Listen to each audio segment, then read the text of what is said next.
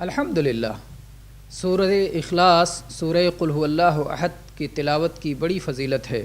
چنانچہ رسول اللہ صلی اللہ علیہ وسلم کی یہ حدیث صحیح بخاری میں 4627 نمبر پر مروی ہے کہ نبی کریم صلی اللہ علیہ وسلم نے فرمایا، اس ذات کی قسم جس کے ہاتھ میں میری جان ہے، سورہ اخلاص، سورہ قل هو اللہ احد 1/3 قرآن کے برابر ہے۔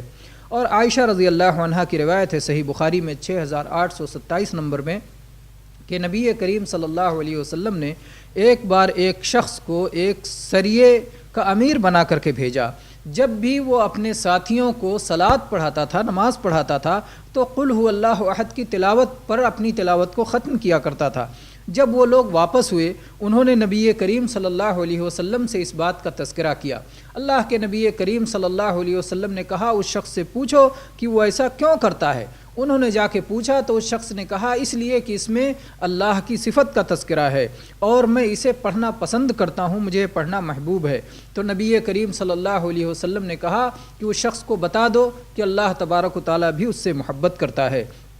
اور ایسے ہی انس رضی اللہ عنہ کی حدیث ہے جسے علامہ البانی نے صحیح الجامع الصغیر میں 6472 نمبر پر صحیح قرار دیا ہے کہ جو شخص قل هو اللہ احد کو 10 مرتبہ پڑھے گا، اللہ تبارک و تعالیٰ جنت میں اس کے لیے ایک گھر کی تعمیر فرمائے گا۔ الحمدللہ۔